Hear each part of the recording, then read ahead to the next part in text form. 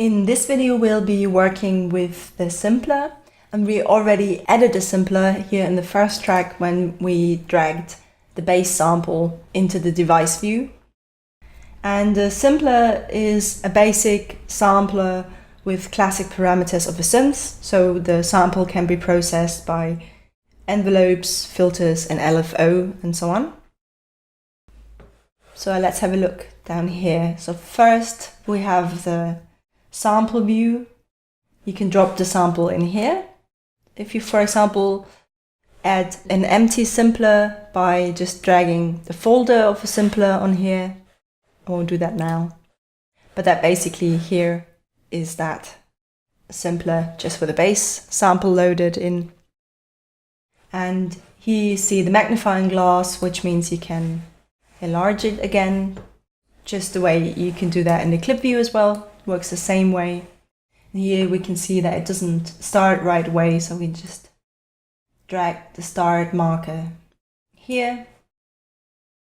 And then there's this little snap button that you can press to make sure that it snaps to the zero crossing. So the zero crossing is when you see the waveform go over that line, that's 0. And that helps to make sure that there's no clicking sounds in there. So let's scroll back, and here you see that it snapped automatically to the last zero crossing, which apparently is here. You can also drag the end marker, of course. Or you can change the start marker this way as well. And the end marker by making the length smaller.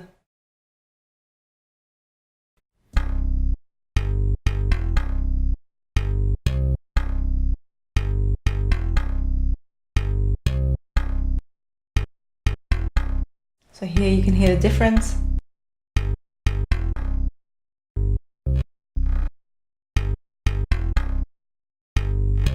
You can also loop it.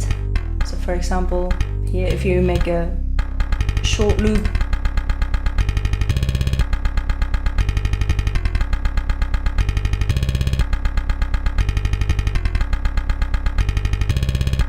or you can create fades.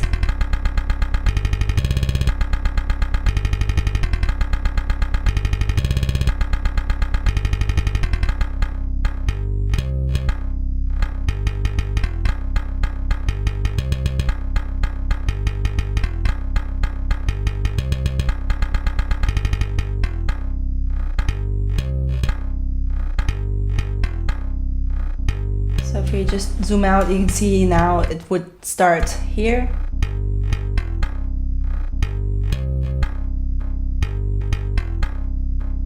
And you saw that those settings actually interfere with each other as well.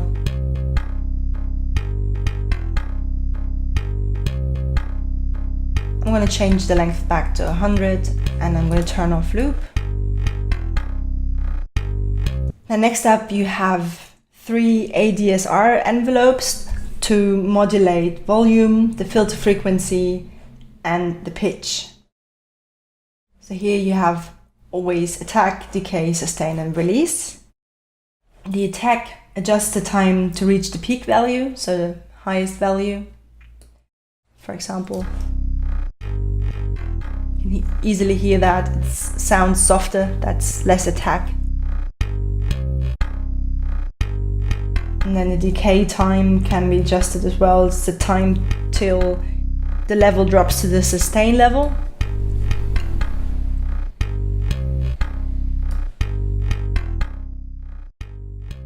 It's easier to hear if the sustain is not 0 dB as well.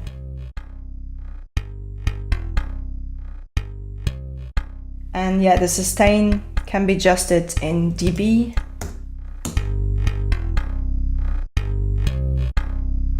And the release time is the time till the sound drops to 0, so there's silence. So you can sustain something up to 60 seconds.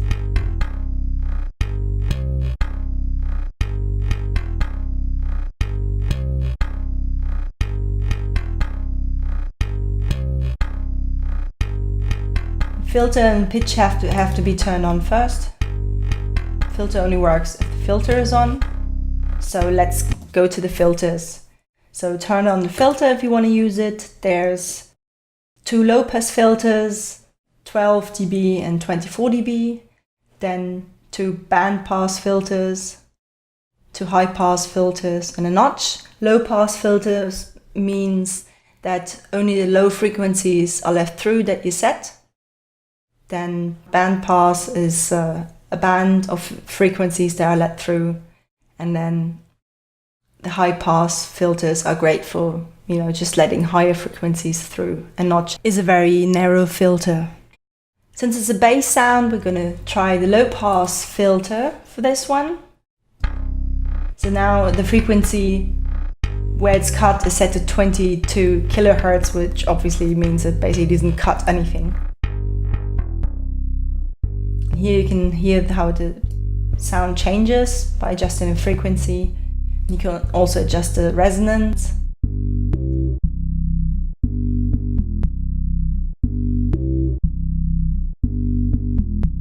You can also try the second low pass filter. And then here you can adjust now the filter, now it's turned on. The attack, time, decay, sustains and release again. And the same goes for the pitch. The less you have turned on, if you don't want to use it, just turn it off again, because that will save you CPU again. Then you also have the LFO that can be turned on, and different types of waveforms. Right now it's set to 0%, which means you can't hear anything. And then we can just turn it on.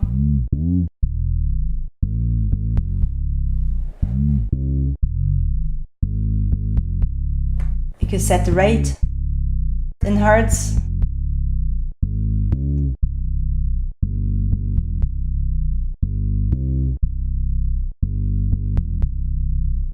Or in beats, so a 16th, whatever you want in the end.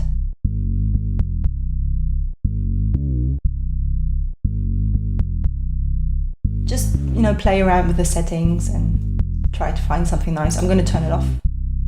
You also have transpose available, which works exactly like in clips.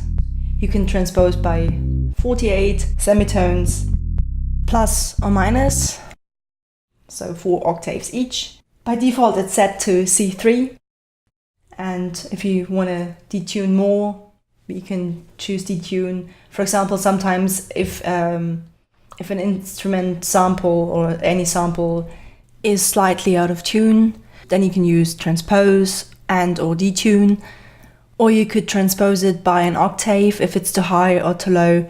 That'd be 12 semitones then. Down here you have the voices.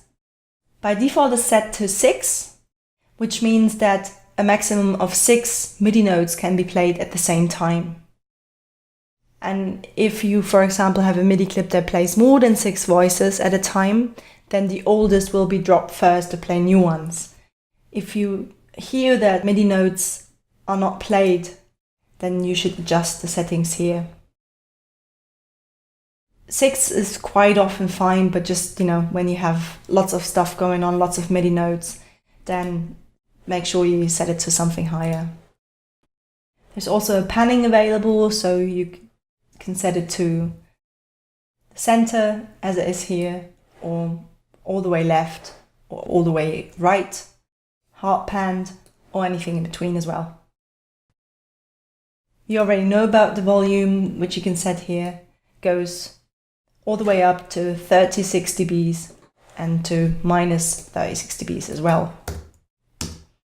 We can actually try to make it a bit louder, because since we made changes here now in the sound, it sounds not as loud. Maybe not quite.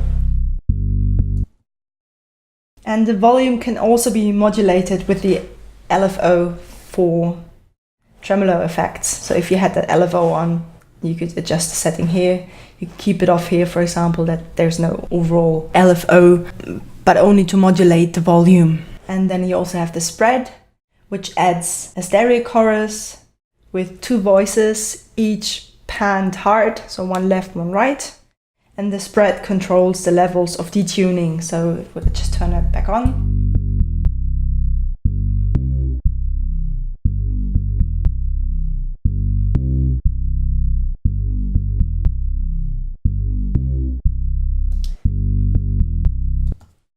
Right, so basically you can just play with the sample and adjust all the settings until you like what you hear. And then don't forget to save as well. Let's just quickly listen how it sounds now with the rest of the clips.